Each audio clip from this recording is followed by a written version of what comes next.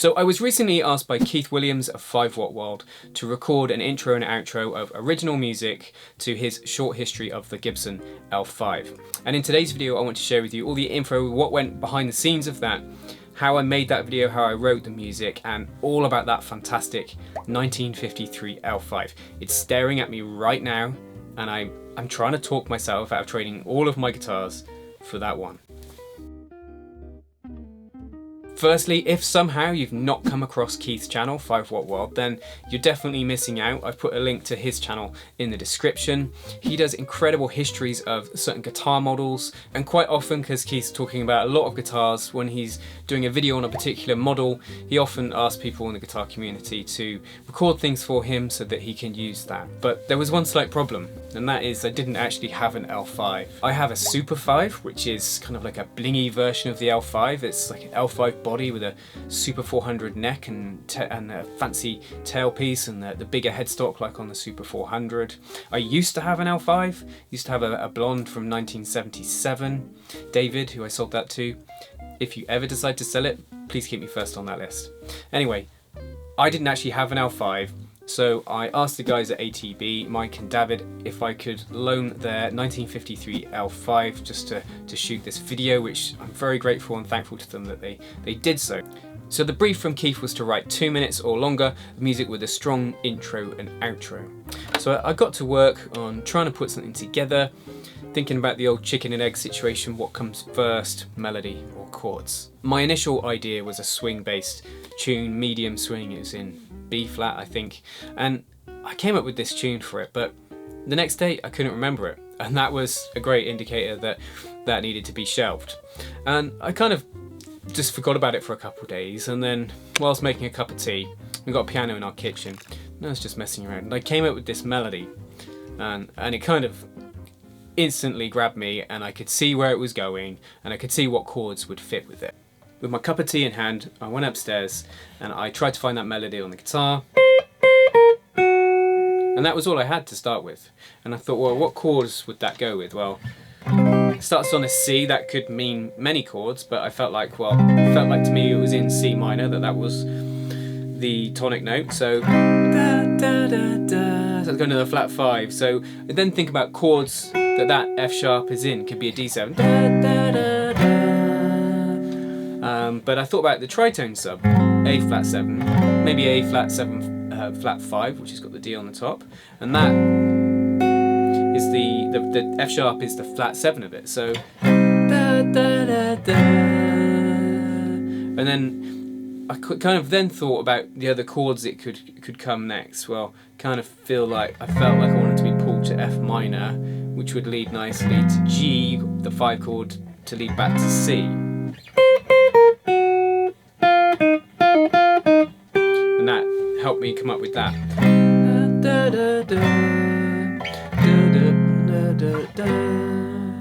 It started from there, and then once I had that idea, I scribbled out the chords and started to think, well, how many bars do I want this section to be? Is this what form we're going to have? We kind of obviously naturally progressed, but I thought, well, just to make it easier for myself, because I haven't got long to do this, I'm going to make the sections 8 bars, because that's what I'm most used to playing over. And then for the B section, I tried a few different things. I didn't come up with the melody first. I think this is quite often common. You look at a lot of jazz standards, they have fantastic melodies for A section, the B section's a bit like an afterthought. Anyway, so what I ended up thinking, trying sort of usual routes, like going to the 4, it's like F minor, and a few things, and some of them just felt like it was alright, but it's well trodden, path, if you like. And then I thought, well, I could go to the 5 chord, G7. So I can go.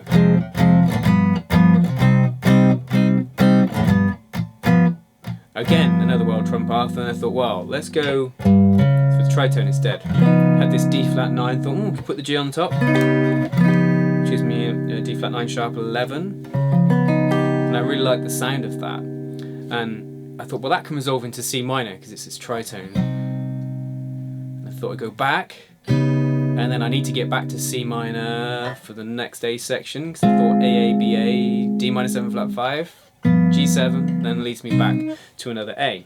And the other thing that came here, I thought, well, if I'm given this brief. I want to make the music obviously interesting and to have different sections, and I don't want the same rhythm all the way throughout, and I want that B section to feel and be different. So I decided to use this rhythm for one.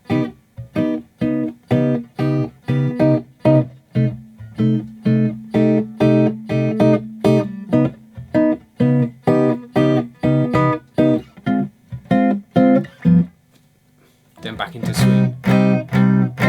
Kind of like a push swing as well, this. So I wanted that B section to feel different. Thoughts then turned to the intro and outro. Now for the intro, when the rhythm guitar kicks in, I thought, well, I kind of like these. They're kind of like Count Basie, Freddie Green kind of intros, and thought, well, they set the scene quite well, I always think. So I went with this little turnaround, this C minor turnaround. So C minor, D diminished, C minor with E flat in the bass, back to D diminished, then C minor 6, falling down, B flat 7, A flat 7, and the classic G7 sharp 9 for just a sprinkle of tension before the tune kicks in.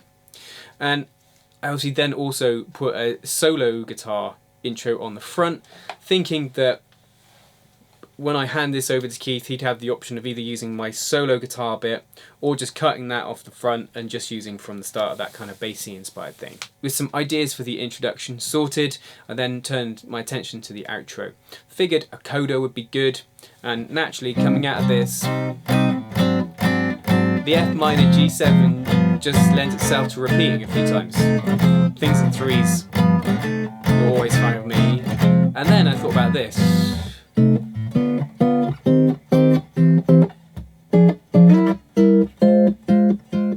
Then these pedals.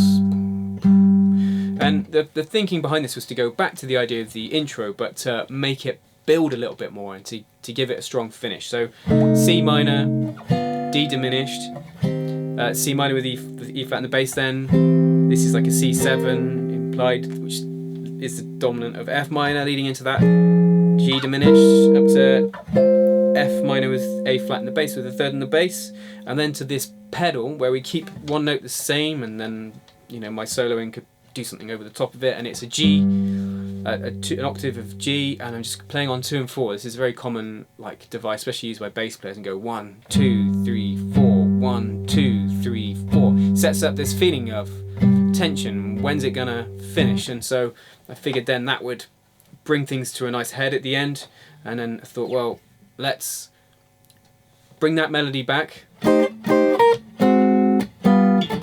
then it's classic. And I like that.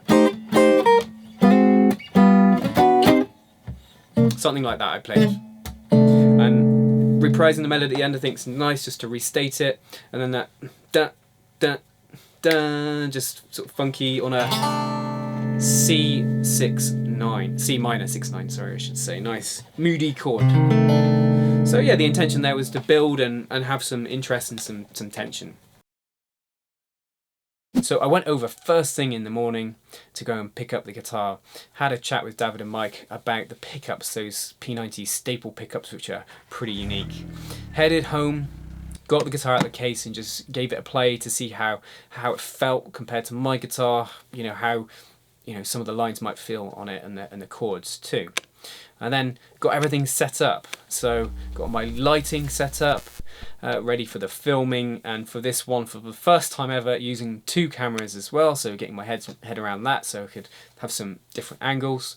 And then setting up the amp as well. I decided to use my Princeton reverb. Initially I wanted to use my deluxe reverb, but it's currently sitting in the naughty corner, for it's gone back to being noisy and annoying.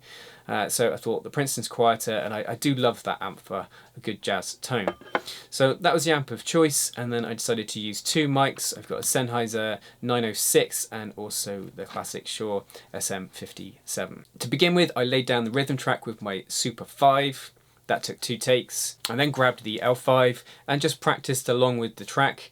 You know, I had a head that I'd kind of had, and I sort of got that into some nice sort of chord melody, so harmonized it, and then the rest really was just, you know, I'm going to improvise and just see where it goes, maybe a couple ideas that I have for certain bits, particularly the end, but other than that I want to just play the melody, improvise, and then return to the head for the last A.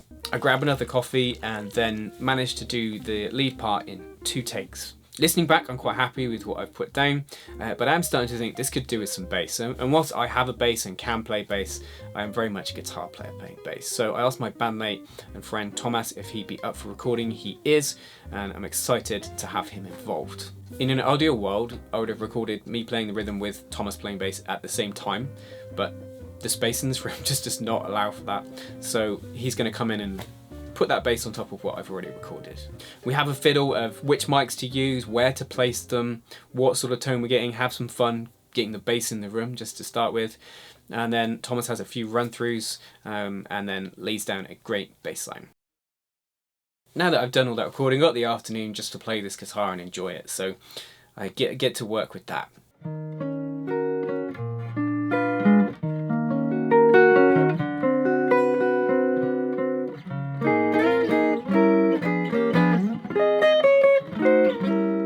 So onto the appointments of this guitar. It's got a lot of traditional L5 appointments. It's got the classic flower pot headstock, all that beautiful binding on the fingerboard and around the edge of the body, ebony fretboard with these big block inlays. We've got 2 pickups. This is an L5 CES, the classic gold tailpiece with L5 inscribed on it. We've also got 2 volumes and 2 tone controls. The pickguard has survived, but you can tell it's gassed a little bit. You can see a few points on there where it started to go. The pickups are really the interesting thing that makes this guitar different to other L5s. This has got what's called the Alnico 5 staple pickups. So I believe this is like a P90, but you can individually adjust each of these, and I think there's a magnet with each of these staples, so each adjustable. Got that original rosewood bridge, and it's got some nice flame on the back and on the sides, and for a guitar from 1953 there's inevitably some wear, but you know, it's in very good condition overall. As I said, being from the year that Django Reinhardt died, I had to have a go a little bit of one of his famous songs.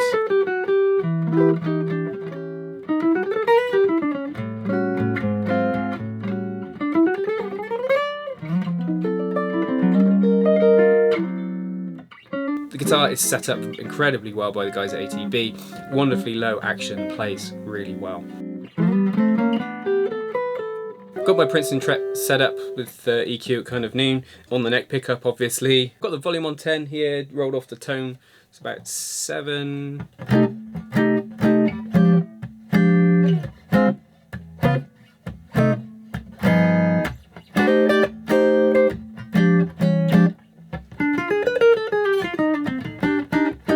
I'm really happy with that sort of string definition you get there. You can hear all the voices really well. Let's bring that tone all the way up. Quite bright, these pickups. I'd describe them as having, you know, they're not dull, they're full. You hear all the notes really well. Yeah, they're bright but full. Like if I roll the tone really down to see if I can get into woofy. It's not my kind of jazz tone, but make my tubes rattle a little as well.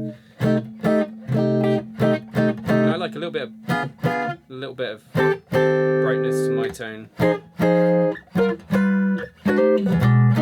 It's beautiful.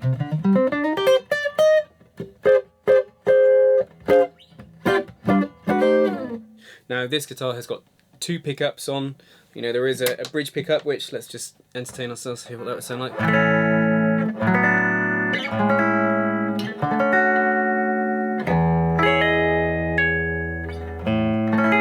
Really bright. Middle.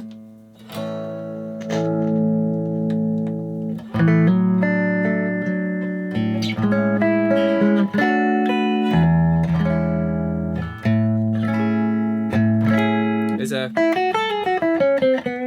single coil quack here, I think.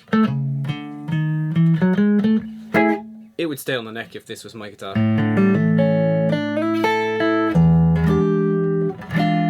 Try it for a bit of rhythm.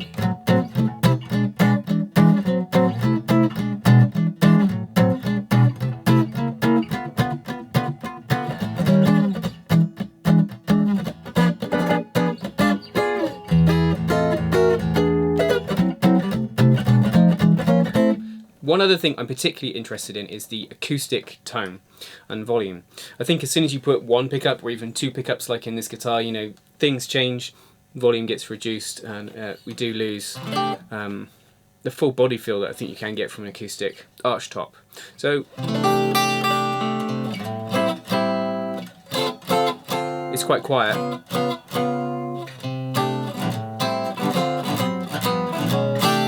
If I play the same thing on my L7, you'll see what I mean. This is an uncut way though, bear in mind, but the top has not been molested. Same thing-ish. Much more volume. So that's to be expected though, but just in case you're not aware that these kind of two pickup arch tops, they don't necessarily come with a great acoustic tone. I think this sounds nice and balanced though. Certainly nice for playing it at home.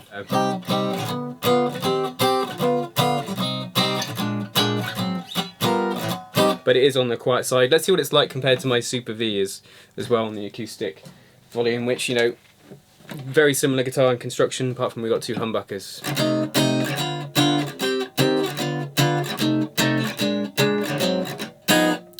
Quite comparable, I think. Well, you let me know in the comments. The time has come to get this guitar back in its case and take it back.